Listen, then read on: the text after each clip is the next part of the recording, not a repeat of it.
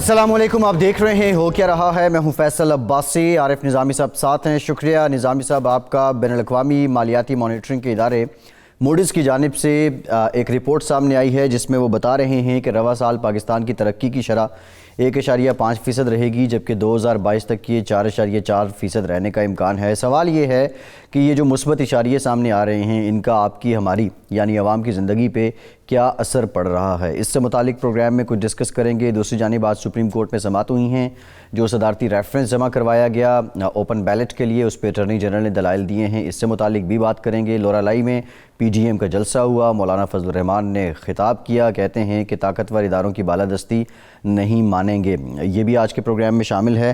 لیکن نظامی صاحب، most important, Broad sheet کو جرمانہ ادا کر دیا، کوئی 28 ملین پاؤنڈ بنتے ہیں، پاکستانی مالیت کوئی 4.25 ارب روپے بنتے ہیں، حکومت پاکستان نے ادا کر دیا ہے۔ پرائم منسٹر آف پاکستان نے کہا ہے کہ براڈ شیٹ نے امیر حکمرانوں کی کرپشن کو دوبارہ بے نقاب کیا ہے۔ پاناما کے ساتھ کمپیریزن یہ بنتا ہے؟ سب سے پہلے تو انہوں نے اشرفیہ کی بات کی نا، جی یہ جو ایلیٹ ہے ہماری، جی، ان کا پوری قوم جو ہے وہ یہ جب تک یہ اعتبار نہیں بدلے گی ملک ٹھیک نہیں ہو سکتا۔ اصولی طور پہ تو انہوں نے ٹھیک کہا کہ کرپشن ایک بہت بڑا ناسور ہے اور اس کو ٹھیک کیے بغیر معاملہ ٹھیک نہیں ہوگا، لیکن کرپشن جس طرح راج پاس کا ہی ہے معاشرے میں، اس میں آپ صرف ایک فرد کو تو قصوروار قرار نہیں دے سکتے۔ اب جو براڈ شیٹ سے یہ نہیں سمجھ آ رہی کہ براڈ شیٹ جو ہے جس نے پاکستان کو سو کیا ہے اور کامیابی سے اتنے پیسے لے لیے ہیں اور ہم نے دے بھی دیے ہیں، کیونکہ لگتا ہے کہ بڑے ایک طرف کہتے ہیں کہ بالکل غریب ہیں، دوسری طرف ہم کتنے 4 ارب روپے تو ہوں گے بولتے ہیں، 4.25 ارب روپے۔ تو شہزاد اکبر صاحب بھی کہتے ہیں میں ہمارے مجبوری ان کو ملا ہوں۔ سوال یہ ہے کہ یہ پاناما سے کیا اس کا کمپیریزن ہے؟ پاناما تو ایک انٹرنیشنل قسم کا نہیں انٹرنیشنل تو تھا یا نہیں تھا، ڈاکومنٹس تھے نا جن کو جھٹلایا نہیں جا سکتا تھا کبھی۔ یہ دیکھیں یہ نواز شریف ہے، یہ فلانا ہے، اس کی کمپنی ہے، آف شور کمپنی ہے۔ یہاں تو ایسی کوئی بات نہیں ہے، محض الزام تراشیاں اور دوسری چیزوں کی بیسس پہ اگر تو براڈ شیٹ کے پاس کوئی ڈاکومنٹری ایویڈنس ہے تو سامنے لانا چاہیے۔ اور نہیں، براڈ شیٹ مفت میں تھوڑی سامنے لائے گی نظامی صاحب، جو آفر کی ہے ان کے جو چیف ہیں ان کی جانب سے کہ ہم تعاون کر سکتے ہیں، اور جو جس طرح حکومت وہ پاکستان کہتے ہیں کہ کوئی ڈار صاحب نے انجم ڈار صاحب نے ان کو آفر بھی کیا ان کے کسی سربراہ کو، تو لیکن شریف فیملی نے آن نہیں کیا اس اسٹیٹمنٹ کو، اس کو آن نہیں کیا۔ جی، تو یہ مسئلہ جو ہے یہ الزامات در الزامات، باقی اصولی طور پہ پرائم منسٹر بہت ٹھیک کرتے ہیں۔ انہوں نے جو شوکت خانم کی مثال دی کہ وہاں 20 سال انہوں نے پیپر لیس کر دیا، لیکن ٹھیک ہے۔ پروگرام میں ہمیں جوائن کیا ہے پاکستان تحریک انصاف سے ایم این اے ہیں فاروق حبیب صاحب، بہت شکریہ فاروق صاحب آپ کے وقت کا۔ ساتھ ہی پاکستان پیپلز پارٹی کے سینئر رہنما ہیں چودھری منظور احمد صاحب نے۔ چوہدری صاحب آپ کا شکریہ، آپ سے بھی گفتگو کرتے ہیں۔ نظامی صاحب، پہلے جو بات ہو رہی تھی کہ یہ جو کمیٹی بنائی گئی ہے براڈ شیٹ پہ وفاقی وزراء کی، یہ کمیٹی کیا تحقیقات کرے گی؟ جی فاروق حبیب صاحب۔ جی نظامی صاحب، یہ بتائیے کہ یہ آج بڑا یہ براڈ شیٹ کا بڑا چرچا رہا ہے، پرائم منسٹر نے یہ بھی کہا کہ یہ کرپشن جو ایک ناسور ہے اس کو دور کرنا چاہیے، یہ بات ٹھیک ہے، لیکن براڈ شیٹ اور پاناما کا کس طرح آپ موازنہ کر سکتے ہیں؟ اور اس سے کوئی نکلے گا یا اس کو دوبارہ انگیج کیا جا رہا ہے براڈ شیٹ کو؟ دیکھیں بات یہ ہے کہ معاملہ کب، اور میں سمجھتا ہوں کہ زیادہ جو ہے وہ ابھر کے سامنے آیا کہ جب مریم بی بی جو ہیں وہ ٹویٹ کرتی ہیں، اور وہ ہمیشہ ایسی ٹویٹ کرتی ہیں کہ وہ اپنا گول خود کر دیتی ہیں۔ انہوں نے کہا کہ جناب ہم تو لندن کی عدالت کا فیصلہ آ گیا ہے، اور لندن کی عدالت نے جو ہمارے اوپر کیس تھا ایون فیلڈ کا، وہ کیس جو ہے وہ ختم ہو گیا ہے، اور ایون فیلڈ کے جو محلات ہیں وہ لیجیٹیمیٹ ہو گئے، جبکہ حقائق اس کے برعکس سے پتہ چلا کہ مشرف دور کے اندر ایک ڈیٹیکٹیو ایجنسی بول لیں، انویسٹیگیٹو ایجنسی بول لیں، اسے آپ براڈ شیٹ جسے ہائر کیا گیا، جس کے ذمہ 200 لوگوں کی لسٹ دی گئی جس میں یہ بھی شامل تھے، اور اس میں مزے کی بات یہ اسحاق ڈار شامل نہیں تھے کیونکہ اسحاق ڈار اس وقت وعدہ معاف گواہ بن چکے ہوئے تھے. ان کا آپ کو پتا ہے کہ ایک اسٹامپ پیپر بھی جو ہے وہ ٹی وی کی زینت بنتا رہا ہے. ان کا نام نہیں تھا شامل لیکن ان کا نام شامل تھا اور بہت سارے لوگوں کا نام شامل تھا. اب اس کے اوپر جب پہلا NRO ملا, جب یہ سرور پیلس پہنچے سعودی عربیہ مشرف سے NRO لے کے, اس کے بعد جو ہے اس کے اوپر دلچسپی کا اظہار نہیں کیا. وہ ادارہ جو ہے وہ اپنی ڈیمیجز کلیم کرنے کے لیے, اپنے پیسے کلیم کرنے کے لیے 2009 میں پیپلز پارٹی کی حکومت کے دوران جو ہے وہ آربیٹریٹر کے پاس چلا جاتا ہے. 2016 میں نون لیگ کی حکومت ہوتی ہے, سلمان بٹ ان کے اٹارنی جنرل ہوتے ہیں, وہ فیصلہ آ جاتا ہے. 2018 میں یہ جب ان کی PMLN کی حکومت ہوتی ہے تو یہ طے ہو جاتا ہے کہ کتنی رقم دینی ہے اس کو. اس کے خلاف ہماری حکومت اس فیصلے کے خلاف اپیل پہ جاتی ہے کہ ہم کیوں ان کو جو ہے وہ پیسے دیں, جس کے اوپر برطانیہ کی آپ کو پتا ہے ان کے قوانین ہیں. انہوں نے ایک فیصلہ کیا اور یہاں سے پیسے جو ہے وہ ادا کر دیے گئے جو اس وقت کے نیب نے معاہدے کیے تھے. یعنی موجودہ نیب کے کسی اتھارٹی کے کسی افسر نے کوئی معاہدہ نہیں کیا تھا, لیکن اس کو جب ایک وکٹری کلیم کیا گیا تو وہ حقائق کے برعکس تھا, جھوٹ تھا, بالکل اسی طرح جھوٹ تھا جیسے قطری خط ایک جھوٹ کا پلندہ ثابت ہوا, اسی طرح ایک جھوٹ تھا جیسے کہا گیا تھا میری لندن میں کیا, میری پاکستان میں کوئی پراپرٹی نہیں ہے.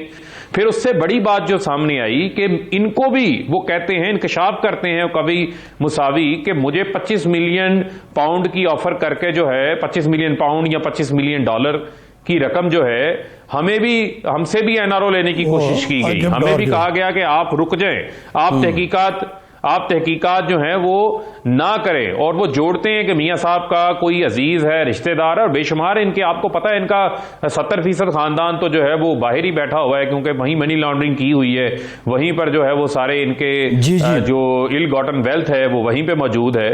تو اس کی بنیاد کے اوپر پھر وہ ماضی یاد آ جاتا ہے کہ میاں صاحب نے ہی اس ملک کے اندر پیسے لینے کا آغاز کیا تھا مہران بینک کیس میں.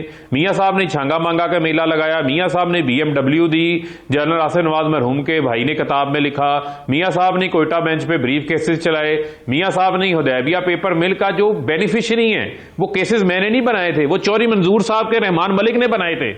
وہی کیسز کے خلاف نیب جو ہے وہ اپیل پہ گیا تھا سپریم کورٹ, آپ کو یاد ہوگا. تو یہ ہمیشہ NRO لینے کے لیے دھونس, دھاندلی اور روپے کا استعمال کرتے ہیں, اور جو اس سے نہ بکے اس کو راستے سے ہٹا دیتے ہیں. چودھری صاحب, یہ آپ نے سنا ان کی باتوں کو, اگرچہ آپ براہ راست فریق نہیں ہیں اس میں, لیکن آپ واقعی یہ ایک ایسا گورکھ دھندا تھا جس میں جیسے انہوں نے کہا کہ محترمہ مریم نے خود اپنا گول کر دیا اپنے ہی گول میں, یہ اس طرح ہے یا یہ کوئی زیادہ سنجیدہ معاملہ ہے؟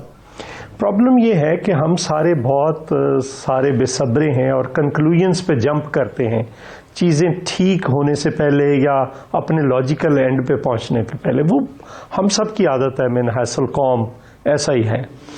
2-3 چیزیں اس نے سیریس کہی ہیں. ایک جنرل مشرف پہ سیریس ایلیگیشنز لگائے ہیں اس نے. جنرل مشرف کے دور میں یہ معاہدہ ہوا, اسی کے دور میں ہی انہوں نے سسپینڈ کر دیا اور سیریس ایلیگیشنز لگائے. اس پہ کوئی بات نہیں ہو رہی کہ اس نے کہا جو ہمیں لسٹ دی گئی اور پھر اس لسٹ میں سے کہا گیا کہ لوگوں کو نکال دیں. اس میں سارے لوگوں کے نام ہیں, اس میں سیاستدانوں کے ہیں, بیوروکریٹس کے ہیں, بزنس مینوں کے ہیں, ججز کے ہیں, جرنیلوں کے ہیں, سب کے نام ہیں. وہ کوئی 200 بندے کی لسٹ ہے جو میں نے دیکھی ہے. یہ دیکھنا پڑے گا کہ یہ کس کس کے نام اس وقت جنرل مشرف نے کہا نکال دیں, وہ کون لوگ تھے, کیوں کہا گیا, جس کے بعد انہوں نے کہا کہ پھر ہمارا تو کوئی رول ہی نہیں ہے, جس کے بعد ان کا معاہدہ سسپینڈ کر دیا گیا, اس کے خلاف وہ اپیل میں چلے گئے. پھر 2 سیریس الزامات ہیں. ایک, انہوں نے کہا کہ کوئی انجم ڈار نامی بندہ ہے, اس نے ہمیں رشوت آفر کرنے کی کوشش کی, اور دوسرا ہم سے برائب مانگنے کی کوشش کی گئی موجودہ حکومت کے ایک بندے نے. انہوں نے کہا کہ ہم آپ کو پیمنٹ کر دیتے ہیں تو آپ 80% خود رکھ لیں, 20% ہمیں دے دیں. یہ 2 سیریس ایلیگیشنز ہیں اس کے, جس پہ جنرل مشرف کے متعلق سیریس ایلیگیشنز ہیں, اور یہ 2 سیریس ایلیگیشنز ہیں. یہ موجودہ حکومت سے مراد یہ والی حکومت ہے. دوسرا انہوں نے کہا کہ ابھی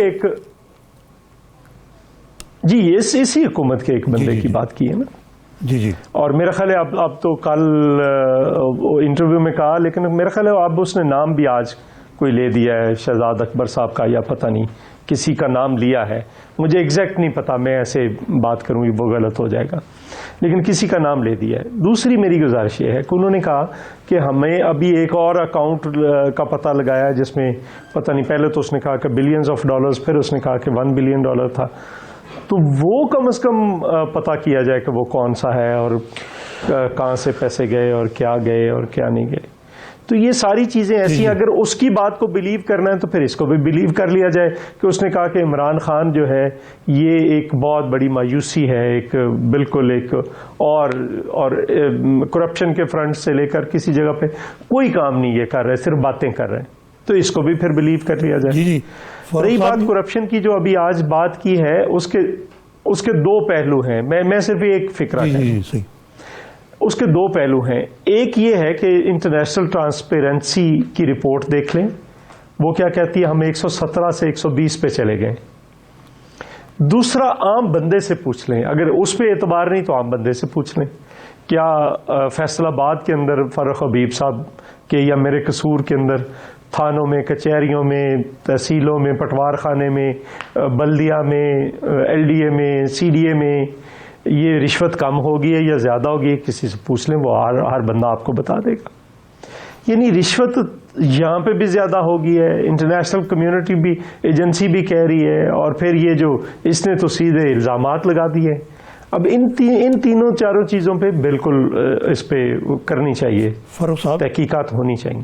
یہ دیکھیں انہوں نے جو بات کہی ہے، یہ اور جو یہ براڈ شیٹ کے سربراہ کے انٹرویو کے اور انکشافات کے حوالے سے، تو آج جو خان صاحب نے تو بہت دو مواقع پہ تقریریں کی ہیں، اور یہ بھی بتایا کہ ایک کمیٹی بن گئی ہے بین الوزارتی کمیٹی، وہ کیا کرے گی۔ دوسرے یہ ہے کہ یہ بڑا سنگین الزام ہے کہ اس حکومت نے بھی کٹ مانگی، اگرچہ انہوں نے نام لیا ہے لیکن وہ کہہ رہے ہیں کنفرم نہیں ہے۔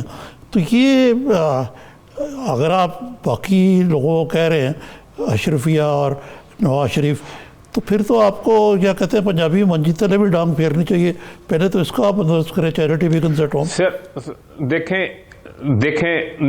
بات یہ ہے کہ پھر ہم آپ کو جو بات کہتے ہیں، آج آپ ایک سینیریو آپ کے سامنے ہے، آپ یہ ابھی عوام کی بات کر رہے تھے، جب یہ عوام کی بات کرتے ہیں تو مجھے اس وقت یاد آتا ہے کہ یار آج عوام کا ایک دم درد کیسے جاگ گیا۔ یہ عوام کا درد اس وقت کیوں نہیں جاگا پیپلز پارٹی میں جب 2013 سے 2018 تک نون لیگ کی حکومت تھی، چینی 140 روپے تک گئی، پیٹرول کا بحران آیا، کئی بحران آئے ان کے دور کے اندر، ایون پاناما کا اتنا بڑا کیس آیا کہ پیپلز پارٹی جو ہے وہ عدالت میں ایک دن نہیں گئی، اور جس دن فیصلہ آیا جو میچ نہیں کھیلا اس کا کپ لینے پہنچ گئے تھے۔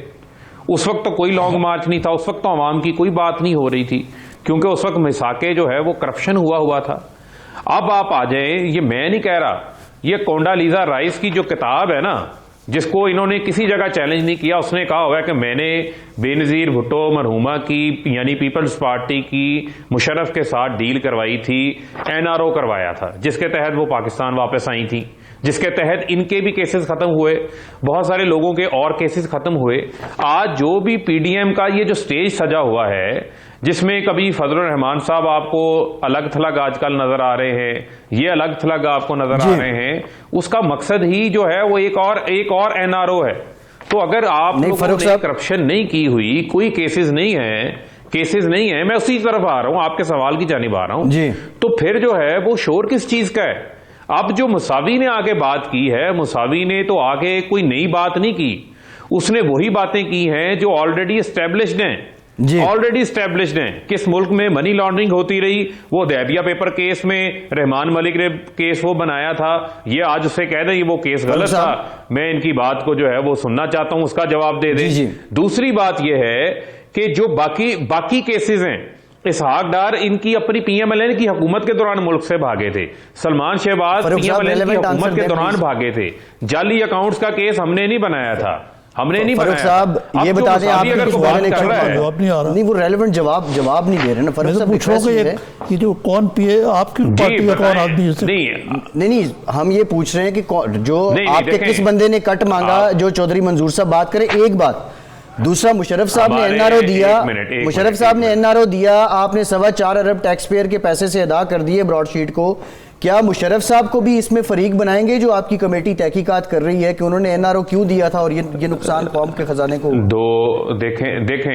देखें यही तो हम बात कह रहे हैं। एक पहली बात तो क्लियर कर लें कि हमारी गवर्नमेंट का इसके साथ माहदे के साथ किसी किस्म का कोई ताल्लुक नहीं है, ना हमने किसी किस्म का जो है वो कोई कट मांगा।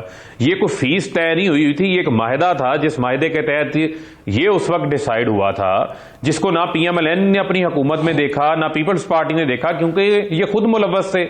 उसमें यह तय हुआ था कि जो प्रॉपर्टी पकड़ी जाएगी उसका 20% आएगा। अब जब पाकिस्तान की अदालत ने A1 फील्ड का फैसला किया कि ये पाकिस्तान की प्रॉपर्टी है और इसको पाकिस्तान के साथ अटैच किया जाए, वो वही केस लेके उधर चले गए कि जनाब ये आपकी प्रॉपर्टीज है, ये आप हमारा पुराना माहिदा था, ये आप हमारे हवाले कर दें। उसको वापस लिया जिसकी एवज उस वक्त के किए हुए माहिदों को इंटरनेशनली कवानीन के आप बाउंड हैं, जो इंटरनेशनल अदालतों के फैसले हैं, ठीक है, उसकी मद में जो है वो आज आपको पैसे अदा करने पड़े। उसमें हमारा कोई ताल्लुक नहीं है। सवाल ये है कि मुआहिदा हुकूमत ने मंसूख किया और हुकूमत प्रेसिडेंट मुशर्रफ की थी उस वक्त। ये फारूक साहब, ब्रेक के बाद चोइस साहब की टेक लेंगे, हमारे साथ रहिए।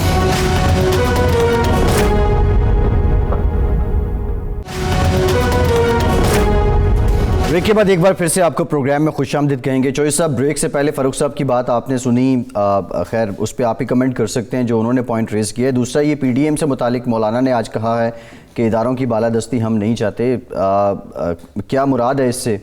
क्योंकि जमहूरियत में तो कहते हैं कि इदारे मजबूत हों तो जमहूरियत भी मजबूत होती है। उनकी मखसूस अदालत से मुराद है। देखिए दो बातें। एक तो मेरे ख्याल फर्रुख हबीब साहब को मैं थोड़ा सा दुरुस्त कर दूं। मैं उस मीटिंग में मौजूद था लंदन में, जहाँ पे मोहतरमा बेनज़ीर भुट्टो ने हमसे सवाल किया था कि मुशर्रफ की ताकत किस में है। हमने कहा जी वर्दी में। तो उन्होंने कहा पहले मुझे वर्दी उतरवाने दें इसकी, और मोहतरमा बेनज़ीर भुट्टो ने इंटरनेशनल एस्टेब्लिशमेंट से नेगोशिएट किया, उसकी यूनिफॉर्म उतरवाई और उसके बाद उसको जाना पड़ा। एक बात। दूसरी बात, हमने नहीं मांगा था कोई राय, तो हम कह रहे थे कि ये झूठे केसेस हैं। इन्होंने खुद दिए, ज़रा चोइस शुजात हुसैन साहब का, आपके इत्तेहादी, उनका इंटरव्यू सुन ले कि ये तो पीपल्स पार्टी क्या मांग रही थी कि सेकंड टर्म जो थर्ड टाइम प्राइम मिनिस्टरशिप है उसका खात्मा कर दें।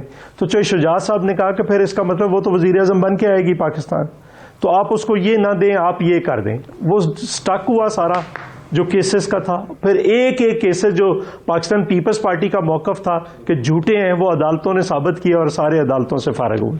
बाकी भी 8000 लोग थे, उनका तो कोई जिक्र नहीं है। दूसरी बात, हमें फिक्र है लोगों का। हमने तनख्वाहों में इजाफा किया था 135%, 100% पेंशन में इजाफा किया था, बाकी सारी चीज़ें भी की थी। हमने किसानों को 1000 अरब रुपया दिया था, इस इकॉनमी को चलाया था। उस वक्त भी कोविड की तरह आरिफ निज़ामी साहब को याद होगा 2008 के अंदर आलमी बहरान आया था जिसमें सारी दुनिया की मुश्तें बैठ गई थी, लेकिन पाकिस्तान ने उस मुईशत के अंदर से 19 अरब डॉलर से लेकर 26 अरब डॉलर तक एक्सपोर्ट्स बढ़ाई थी।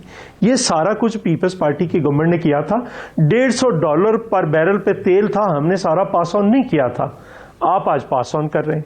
आपका जो इस वक्त बिजली का खसारा है वो कोई 2000 अरब से ऊपर आपके दौर का हो गया है।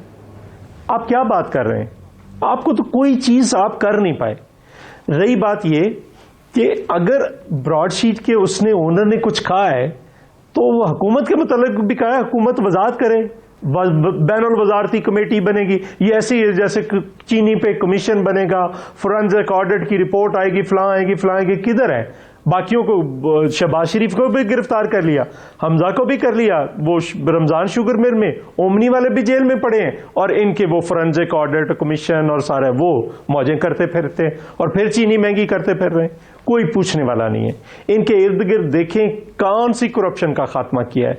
चीनी के स्कैंडल पे क्या किया, आटे के स्कैंडल पे क्या किया, दवाइयों पे क्या किया, तेल पे क्या किया, BRT पे क्या किया, मालम जब पे क्या किया, इन्होंने खैबर बैंक पे क्या किया, फेक स्टूडेंट्स पे क्या किया। कोई एक केस इन्होंने किसी मंतकी अंजाम तक किसी एक की गिरफ्तारी हुई है? बिल्कुल नहीं। रही बात ये जो मौलाना साहब ने कहा है, देखें हम ये कहते हैं कि इस मुल्क में असल آئین اور قانون کی حکمرانی ہونی چاہیے، بالادست وہ ہے، اس کے تحت سارے اداروں کو کام کرنا ہے. جو ادارہ اس کے مطابق نہیں چلے گا وہ غلط کر رہا ہے. ہمارا تو بڑا سادہ سا موقف ہے پیپلز پارٹی کا، یہ ہم 1977 سے کہتے آ رہے ہیں اور آج تک کہہ رہے ہیں. اس کے لیے ہمیں کبھی پھانسیاں دی جاتی، کبھی قیدیں، کبھی کوڑیں، کبھی جیلیں، کبھی کچھ، کبھی بموں سے اڑایا جاتا ہے، لیکن ہم اپنی بات کہتے رہیں گے جب تک اس پہ امپلیمنٹیشن اور عمل درآمد نہ ہو جائے. ہم کو سیزنل نہیں ہے. یہ مشرف کے دور کی بات نہیں کریں گے، نہ مشرف کے متعلق، چونکہ یہ ایکسٹینشن ہے اس کی، یہ موجودہ حکومت ایکسٹینشن ہے مشرف کے پیریڈ کی. جی ٹھیک ہے. اچھا فاروق صاحب، یہ ویسے بات میں نے بھی نوٹ کی ہے کہ جہاں مشرف کی بات آتی ہے وہاں کوئی انہیں ہاتھ نہیں لگاتا، لیکن جو سیاسی مخالفین ہیں ان کے خلاف مقدمات کی بربار کر دی جاتی ہے. حالانکہ مشرف صاحب دبئی میں ہیں، لیکن پھر بھی اصولی طور پہ جو چیزیں ہیں ان کو پوائنٹ آؤٹ کر کے مقدمہ تو کوئی درج ہونا چاہیے نا اس حوالے سے. دیکھیں بات یہ ہے کہ جن کے ساتھ وقوع ہوا انہوں نے مشرف کو باہر بھیج دیا، جنہوں نے ایف آئی آر درج کرنی تھی. آج مشرف صاحب جو ہیں وہ بہت برے ہو گئے. وہی پیپلز پارٹی جو ہے وہ گارڈ آف آنر دے کر جو ہے وہ پرویز مشرف صاحب کو انہوں نے رخصت کیا تھا. اور جس پارلیمنٹ کے اندر peoples party so called opposition میں تھی اور پی ایم ایل این حکومت میں تھی، غلط بات کر رہے ہیں، پی ایم ایل این حکومت میں تھی. سن لیں نا، سن لیں اب سن لیں، غلط صحیح کا فیصلہ ہو جائے گا. آپ لوگوں نے جو ہے وہ مشرف کو جانے دیا، آپ نہ جانے دیتے، آپ روک لیتے. آپ نے نہیں روکا اس وقت. اس وقت آپ نے اپنی بے بسی کا اظہار کر دیا. آپ نے اب تمام خواہشات، امیدیں جو ہیں وہ ہمارے سے لگائی ہوئی ہیں. اس کا بھی میں سمجھتا ہوں کہ جواب آنا چاہیے. آپ کے پاس تو بڑا نادر موقع تھا نا. پرویز مشرف تو بہت برے تھے، آپ انہوں نے مارشل لا لگایا تھا تو پھر آرٹیکل 6 آپ لوگ لگا لیتے، جس کی آپ نے اسمبلی سے بڑی قراردادیں منظور کروائی تھی. دوسری بات یہ ہے کہ ہمیں جب پیپلز پارٹی جب کرپشن کی بات کرتی ہے نا تو وہ اس کا مطلب یہ ہوتا ہے کہ قیامت کی نشانیاں ہیں. کوئی سرے محل نہ بھولیں، وہ سرے محل جس سرے محل کو انہوں نے کہا تھا کہ یہ ہمارا نہیں ہے، جب اس کو وہاں پر فروخت کر دیا گیا اس کمپنی کو، اور مشرف سے جب این آر او ہوا تو زرداری صاحب نے اس کے پیسے کلیم کر لیے اور وہ پیسے انہوں نے ریسیو کیے $60 ملین کے. پہلے تو وہ اٹیچ ہوا نا کہ پاکستان کی پراپرٹی ہے، پھر وہ بکا. کیا روچڈیل نامی کمپنی تھی، کیا نام تھا اس کا، اس نے لیا تھا، لیکن پیسے زرداری صاحب نے کلیم کر لیے تھے. تو ہمیں یہ نہ بتائیں کہ کس طریقے سے جو ہے وہ آپس میں دونوں جماعتیں مل کے ایک دوسرے کو جو ہے وہ این آر او دیتی رہی ہیں، کس طریقے سے این آر او کے ذریعے قوم کا نقصان ہوتا رہا ہے، عوام کا نقصان ہوتا رہا ہے. اب تو صرف رونا دھونا یہ ہے کہ اب ان کو این آر او نہیں مل رہا. ایف اے ٹی ایف کے بل کے دوران وہ جو 35 سکے لے کر آئے تھے، اس سے مجھے آپ بتا دیں کہ کون سا نیب کا ادارہ مضبوط ہونے جا رہا تھا، کون سا احتساب کا عمل مضبوط ہونے جا رہا تھا. سب نے اپنی اپنی وش لسٹ اس میں ایڈ کی ہوئی تھی، پرسن اسپیسیفک سکے تھی کہ 5 سال بعد جو ہے جو اس شخص کو سزا ہوگی کرپشن کے اوپر وہ الیکشن لڑنے کا اہل ہو جائے گا. اور بھئی جو آج کرپٹ ثابت ہو گیا وہ کل کو کرپشن نہیں کرے گا، اسے کیسے اہل کر دیں گے؟ اس قسم کی جو ہے وہ آئین سے متصادم شکیں جو ہیں وہ وش لسٹ لے کر آئے. یہ ہمیں زبانی یاد ہو گیا فاروق صاحب. فاروق صاحب یہ زبانی یاد ہے، ہمیں آگے کی بات زبانی یاد ہے. یہ حقائق ہیں. آپ کی پارٹی کے خلاف آپ ہی جواب دیں، میں کیا سوال کروں؟ نہیں، میں صرف ایک گزارش کرنی. یہ دیکھیں فرق حبیب صاحب چھوٹے بھائیوں کی طرح ہے، لیکن اپنا ذرا نالج اپڈیٹ کر لیں. ہم نے کوئی گارڈ آف آنر نہیں دیا تھا. ایک فوج نے اپنے سابقہ آرمی چیف کو گارڈ آف آنر دیا تھا، اور اس وقت پریزیڈنٹ قائم مقام صدر تھے. یہ جو ابھی ان کے منسٹر ہیں، چیئرمین سینٹ ہوتے تھے، آپ کو تو یاد ہے، میاں محمد سومرو صاحب. جی ٹھیک ہے، وہ قائم مقام صدر تھے. ہمارا تو پرائم منسٹر بھی اس گارڈ آف آنر میں نہیں دیا گیا تھا. اگر پرائم منسٹر جاتا تو آپ کہتے جی پرائم منسٹر نے جا کر گارڈ آف آنر. آپ لوگوں نے حلف نہیں لیے تھے. یہ غلط العام چیزیں ہیں. آپ بات سن لیں نا، آپ بات سن لیں. اسی مشرف سے حلف لیے چونکہ غلط العام چیزیں ہیں اور وہ سنی سنائی باتوں کو ریپیٹ کرتے ہیں. نالج ہے کوئی نہیں، پتہ ہے کوئی نہیں. وہ فوج نے اپنے سابق سربراہ کو گارڈ آف آنر دیا، اس میں پیپلز پارٹی کہاں سے آ گئی؟ ایک بات. دوسری بات، وہ میاں نواز شریف کے دور میں باہر گئے، ہمارے دور میں باہر نہیں گئے. تیسری بات، اب مجھے یہ بتائیں کہ میں کوئی پرسنل بات نہیں کرنا چاہتا جیسے یہ کرتے ہیں. چلو آپ بتا دیں علیمہ خان کا سورس آف انکم کیا ہے ان فلیٹس کو, ان فلیٹس کو دیکھ لیں مختلف سورس آف انکم. چلو آپ بتا دیں نا, ابھی فیصلہ کر لیتے ہیں, ابھی فیصلہ کر لیتے ہیں, ابھی فیصلہ کر لیتے ہیں. ایک منٹ چلو فیصلہ ابھی فیصلہ کر لیتے ہیں. نہیں سورس آف انکم بتا دیں. گمراہ نہیں نہ کرنا. علیمہ اب آپ حوصلہ رکھیں نا. نہیں اب آپ حوصلہ رکھیں نا. دیکھیں علیمہ خان کا میں سمجھ گیا ہوں کوشچن. نہیں انہوں نے کہا کیس ایک ہے. ایک منٹ میں اس پہ بھی آ رہا ہوں, سورس آف انکم پہ بھی آ رہا ہوں. دیکھیں بات یہ ہے وہ کیس سپریم کورٹ کے اندر چلا. سپریم کورٹ نے وہ تمام سورسز بھی دیکھے, وہ رسیدیں بھی دیکھی. سپریم کورٹ نے جو انہیں جرمانہ کیا وہ اس بنیاد کے اوپر کیا کہ آپ نے وہ اپنا اثاثہ یہاں ڈکلیئر کرنا تھا. اب وہ جسٹس قائد فائز عیسیٰ کی بیگم ہے. عمران خان تو اس وقت اقتدار میں نہیں تھے. ایک منٹ عمران خان تو اور سن تو لینا, عمران خان تو اقتدار میں نہیں تھے. عمران خان وزیر اعظم تھے. ایک منٹ جب وہ فلیٹس بنا, ایک منٹ جب وہ فلیٹ بنا عمران خان جو ہے نہیں وہ سب وزیر اعظم تھے. نہیں یہی تو ایشو ہے. اختیارات کا استعمال تو ایشو ہے.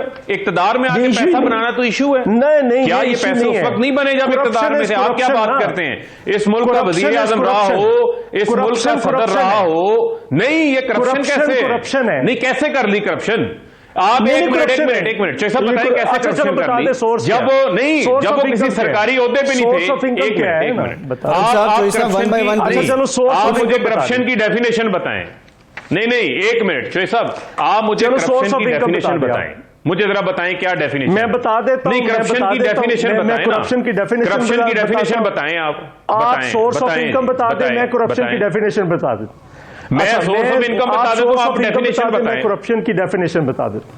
وہ تو بتائیں. وہ تو اپنا ان کا ہوم ٹیکسٹائل کا ان کا اپنا ہوم ٹیکسٹائل کا اپنا بزنس ہے. ہر چیز ان کی ڈکلیئرڈ ہے. اور نہیں چوہے صاحب آپ کے پاس سورس ہوتا تو آپ جو ہے وہ این آر او لیتے نا. یہ میں نہیں کہہ رہا, یہ صاحب کا کونڈالیزا رائس کہہ رہی ہے. آپ کرپشن کی بات بتائیں نا. ٹھیک ہے فاروق حبیب صاحب, آپ کرپشن کی ڈیفینیشن بتائیں. اب آپ صبر کر لیں. آپ کرپشن کی ڈیفینیشن بتائیں. اب آپ صبر کر لیں. اب آپ کرپشن کی ڈیفینیشن کوئی آپ نے سورس آف انکم ہی نہیں بتایا. میں اب آپ صبر کر لیں. جو حاکم علی زرداری ہیں نا, میاں نواز آصف علی زرداری کے والد حاکم علی زرداری, ان کا 1968 میں کینز کے اندر بنگلہ تھا. آپ کیا بات کرنے بیٹھ جاتے ہیں؟ ان کا چلیں ٹھیک ہے. چوئی صاحب, چوئی منظور صاحب بہت شکریہ آپ کا. فاروق حبیب صاحب بہت شکریہ آپ کا. نہ کرپشن نیشن آئی اور نہ ہی سورس سے متعلق بات کی فاروق صاحب نے. ایک بریک لیتے ہیں اور بریک کے بعد ذرا پی ڈی ایم کی جو منزل ہے اس میں روڑے کہاں سے اٹکائے جا رہے ہیں, کیا کوئی اپنا ہی ہے یا کوئی باہر سے ہیں؟ بریک کے بعد بات کرتے ہیں.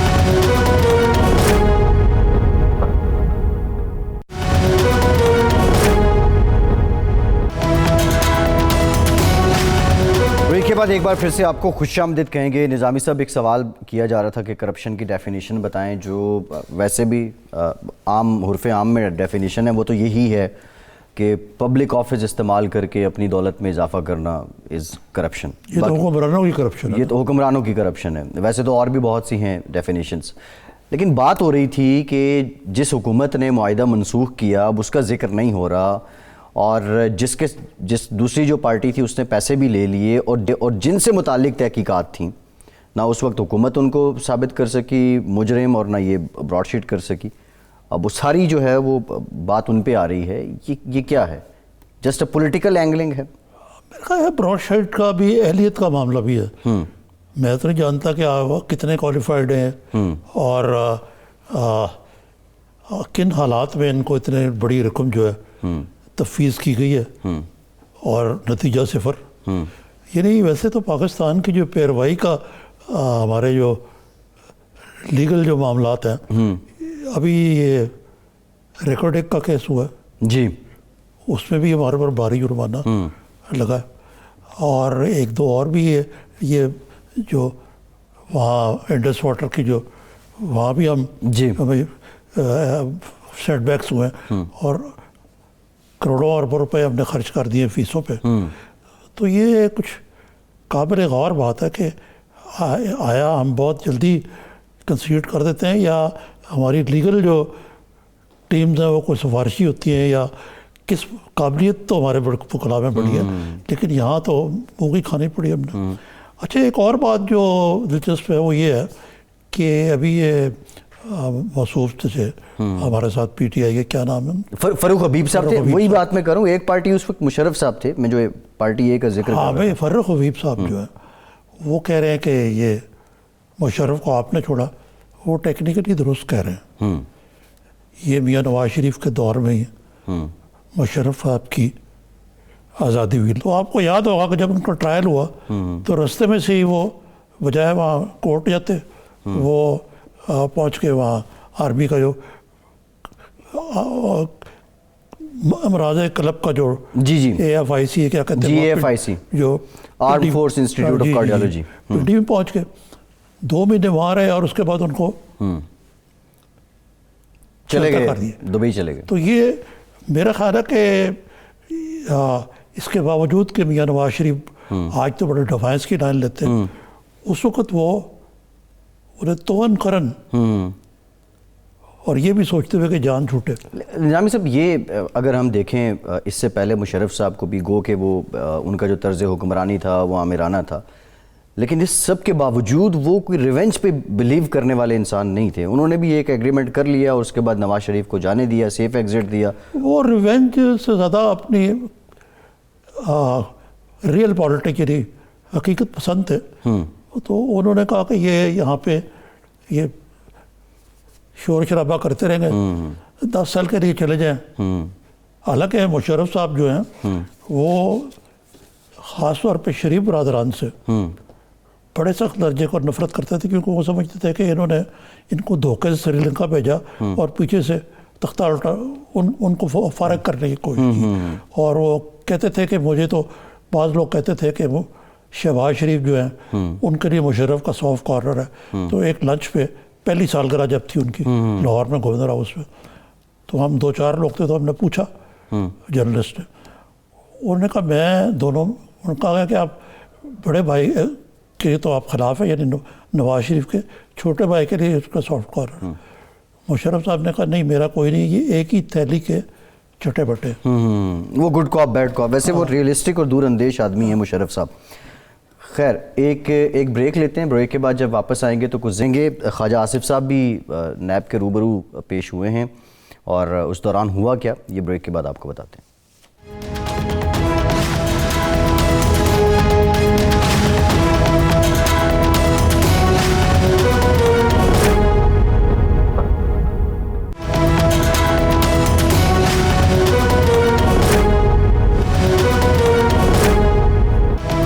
بریک کے بعد ایک بار پھر سے پروگرام میں آپ کو خوش آمدید کہیں گے. نظامی صاحب کچھ ذکر خواجہ صاحب کا بھی کریں گے، لیکن اس سے پہلے ذرا معیشت کی بات کرتے ہیں. جو انٹرنیشنل مالیاتی مانیٹرنگ ایجنسیز ہیں، ادارے ہیں، وہ تو بڑی اچھی پیشین گوئیاں کر رہے ہیں، توقعات رکھ رہے ہیں پاکستان کی معیشت سے. موڈیز کہتا ہے رواں سال جو جی ڈی پی ہے وہ مائنس سے اب 1.5 پہ آ جائے گی اور 2022 تک یہ 4.4 پہ چلی جائے گی. فچ نے بھی اسی کو انڈوس کیا ہے، وہ بھی اس بات سے ایگری کر رہے ہیں کہ مستحکم ہو رہی ہے معیشت. بٹ کویسچن، عام لوگوں کی زندگی پہ اثر کیوں نہیں آ رہا؟ نہیں، موڈیز نے جو بنیادی بات کہی ہے نا وہ ہے بینکنگ سیکٹر جو ہے ہمارا، وہ اس کی آؤٹ لک مستحکم ہے. اس کا مطلب ہے کہ بینکس کے پاس لیکویڈیٹی ہے، جو انہوں نے اس کو خوشائند قرار دیا. لیکن لیکویڈیٹی ہے، سوال ہے کہ اس لیکویڈیٹی سے فائدہ کیوں نہیں اٹھایا جا رہا، سیکٹرز کھولے کیوں نہیں جا رہے، کھل کیوں نہیں رہے، لوگ انویسٹ کیوں نہیں کر رہے. لیکن انشاءاللہ یہ بہتر ہوگا اگر باقی آؤٹ لک بہتر ہے، موڈیز کو مثبت رپورٹ دے رہا ہے تو یہ اچھی خبر ہے. اس میں یقیناً ہمیں اطمینان کا اظہار کرنا چاہیے. لیکن نظام صاحب کچھ تو ابھی اقدامات کیے ہیں گورنمنٹ نے، جس طرح ہاؤسنگ کو لے کے فلیٹ انہوں نے ریٹ کر دیے ہیں 5 مرلے کے، 7 مرلے کے، 5 نہیں ہاؤسنگ پہ ہے. پھر دیکھیں نا انہوں نے پوری کنسٹرکشن انڈسٹری کو رعایت دی ہے، اس کا بھی کوئی مثبت اثر پڑے گا. انٹرسٹ ریٹ نیچے لائے ہیں، ٹیکسٹائل کو سہولیات دی، انٹرسٹ ریٹ نیچے اتنا آ گیا کہ اب شاید اوپر کرنا پڑے کسی مرلے پہ. تو یہ مثبت اشارہ تو ملتے ہیں. پھر جو ڈیمانڈ کرو دیکھ رہے ہیں مثلا کہ موٹر وہیکلس کی ہر قسم کی مانگ بڑی ہے. اور نظامی صاحب یہ کیا معاملہ ہے؟ ریٹ بھی بڑھ رہے ہیں، مانگ بھی بڑھ رہی ہے. نہیں، پھر مانگ بڑھنے کا مطلب ہے کہ کوئی جان تو ہے نا اکانومی میں. نہیں، پھر ہم کہہ رہے ہیں قوم غریب بھی ہے، ادھر سے گاڑیاں بھی دڑا دڑ خرید رہے ہیں. نہیں، وہ جو دوسرا پہلو ہے نا وہ بڑا پریشان کن ہے. اور وہ جو ہے روزمرہ کی بڑھتی ہوئی مہنگائی، بے روزگاری، اکانومی کا شرنک ہونا، اور اس کے باوصف جو ورلڈ بینک کی رپورٹ ہے کہ جی ڈی پی گروتھ جو ہے آپ کی 0.5% رہے گی، اس کے ہوتے ہوئے اس کا مطلب ہے کہ اکانومی سکڑتی جا رہی. تو یہ خاصا یہ بھی دوسرا لمحہ فکری ہے کہ عام آدمی جو ہے اس کی زندگی جیرن ہوتی جا رہی ہے. بجلی کے ریٹ بڑھ رہے ہیں. ابھی یہ عندیہ دیا گیا کہ ان قریب IMF سے معاہدہ بھی ہو جائے گا. ٹوٹا ہوا نا، آپ کو معلوم ہے نا. ایک ہی قسط ملے گی، دوسری قسط ملے گی، اس سے کوئی سہولت بھی ہوگی. لیکن IMF نے جس چیز کے لیے روکی ہوئی ہے، مثلا سرکولر ڈیٹ دگنی ہوگی، آج بھی ذکر جی نیپرا کے لیے ریفارمز ہیں، پاور اور ڈسٹریبیوشن کی جو بات ہوئی ہے وہ ہے، سبسڈیز کی بات ہے. تو یہ خاصا مشکل میں ہے حکومت جو ہے. لیکن نظامی صاحب دیکھیں، یہ اگر بائی بک دیکھا جائے، مان لیتے ہیں اکانومی از گوئنگ گڈ اور یہ اقدامات دور رس ہیں، لگ بھی رہے ہیں، لیکن جو سیاست ہوتی ہے، حکمرانی ہوتی ہے عوام کے جذبات پہ، وہ جذبات جو بدل رہے ہیں اس کے لیے کیا حکومت کی اسٹریٹجی؟ جس طرح آج بھی ترجمانوں کے ساتھ میٹنگ کی پرائم منسٹر نے اور یہ ٹاسک دیا کہ براڈ شیٹ والے معاملے پہ اب جا کے ٹاک شوز میں آپ بتائیں لوگوں کو، یہ اسٹریٹجی کیا سینٹیمنٹ کو بیلنس کر رہی ہے؟ میرا نہیں خیال کہ بیلنس کر رہی ہے. آج جو انہوں نے تقریر کی، انہوں نے کہا کہ قوم کو اپنی سوچ بدلنے کی ضرورت ہے. مطلب ہے یہاں یہ کوئی جسٹیفیکیشن نہیں ہے. بدقسمتی سے ہر ایک شعبے میں کرپشن جو ہے نا وہ سرایت کی ہوئی ہے. اور پرائم منسٹر نے آج درست کہا کہ یہ جو جس طرح انہوں نے شوکت خان پہ یہ پیپر لیس ڈیجیٹل، تاکہ گنجائش ہی نہ رہے کرپشن کی. لیکن اب دیکھیں نا، بات یہ ہے کہ ایک طرف کرپشن ہے، دوسری طرف جسٹیفیکیشن بھی دی جاتی ہے جی کہ کسی کا اپنی تنخواہ میں کو گزارا ہوتا ہے. بہت مشکل ہے. اچھا، آج امریکہ میں مواخذے کی کارروائی شروع ہو گئی ہے. جی، مواخذے کی کارروائی، اور وہ جو مائک پینس ہیں وہ تھوڑے انکاری ہیں اس معاملے پہ. انکاری نہیں، وہ انہوں نے جو 25th امینڈمنٹ ہے اس کے تحت یعنی کہ چھٹی کر دینی.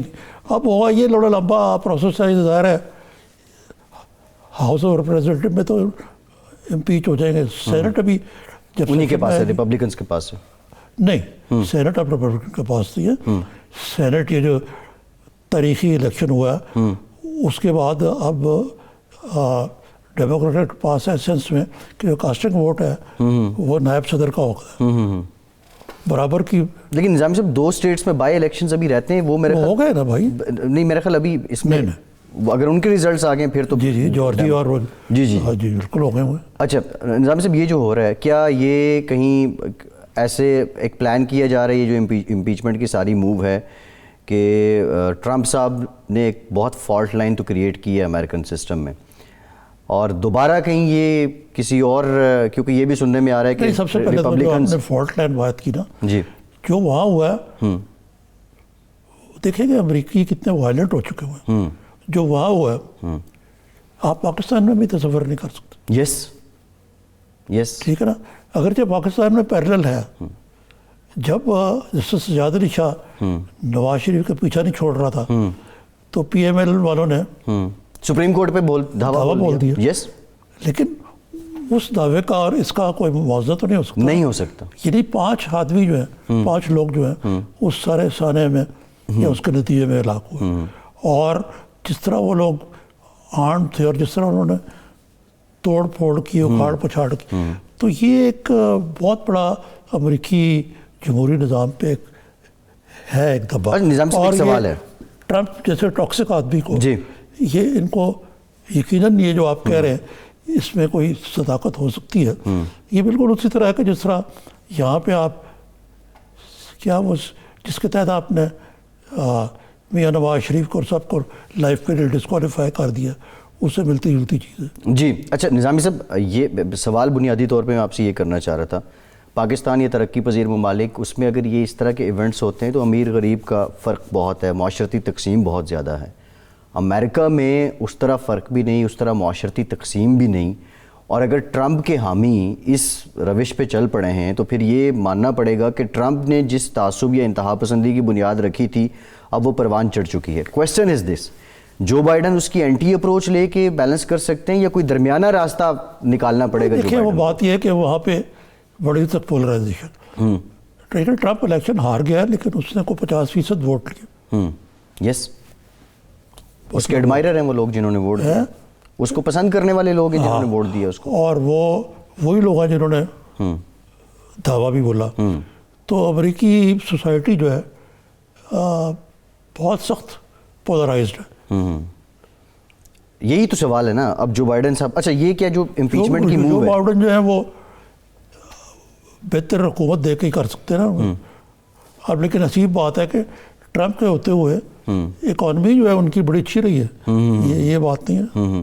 اچھا نظامی صاحب یہ بتائیں کہ یہ جو امپیچمنٹ کی موو ہو رہی ہے، کیا یہ اس لیے ہو رہی ہے کیونکہ ریپبلکنز بھی اب آگے ٹرمپ کو کنسیڈر نہیں کرنے والے شاید ایز پریزیڈنشیل کینڈیڈیٹ، کہ ٹرمپ صاحب دوبارہ یہ سیاست میں کوئی اور پارٹی بنا کے نہ آ جائیں، اور یہ مکو تھپنے کی کوشش تو نہیں ہے؟ وہاں کو 3 پارٹی سسٹم ہی نہیں ہے، 2 پارٹی ہے، یا ڈیموکریٹ ہے یا تیسری پارٹی لے کے ٹرمپ کے لیے آنا ناممکن ہے. بلکہ ٹرمپ کو تو ریپبلکن بھی شاید نہ نامنیٹ کرے. جی بالکل یہی ہے. اور ٹھیک ہے نظامی صاحب. اچھا نظامی صاحب یہ جو سارا اب ہم پہلے بھی ذکر کر رہے تھے، اب جو بائیڈن کے آنے کے بعد، کیونکہ انہوں نے ٹرمپ کو بھگتا ہے، امریکنز نے ٹرمپ کو بھگتا ہے، اور وہ شاید یہی ریزن ہے کہ جو بائیڈن صاحب جو ہیں وہ بہت مائنر سی آپ کہہ لیں کہ میجورٹی سے آ رہے ہیں سامنے، اور ٹرمپ کے ایڈمائررز نہیں مائنر ٹھیک ٹھاک ان کے ووٹس ہیں، لیکن جو الیکٹرل ووٹس ہیں ٹھیک ٹھاک ہے. یہ اپروچ امریکہ کے بعد یورپ میں، یہ جو پاپولسٹ اپروچ آپ کہہ لیں، کیا وہ وہاں بھی پنپتی دکھائی دے رہی ہے آپ کو؟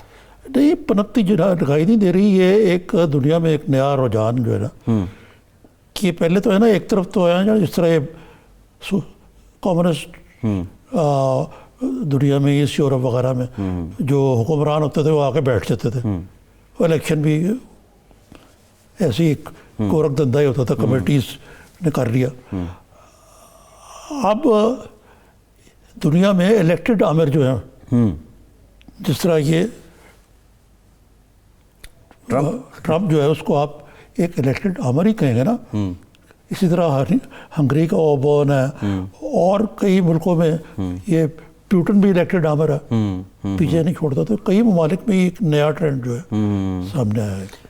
نظامی صاحب یہ شارٹلی کمنٹ کیجیے گا، یہ جو امپیچمنٹ کی موو تھی یہ کیا امریکہ کی اسٹیٹ پالیسی تھی اب کی بار جو لگ رہا ہے؟ نہیں اسٹیٹ پالیسی کیسے، یہ تو یہ فیصلہ جو ہے یہ تو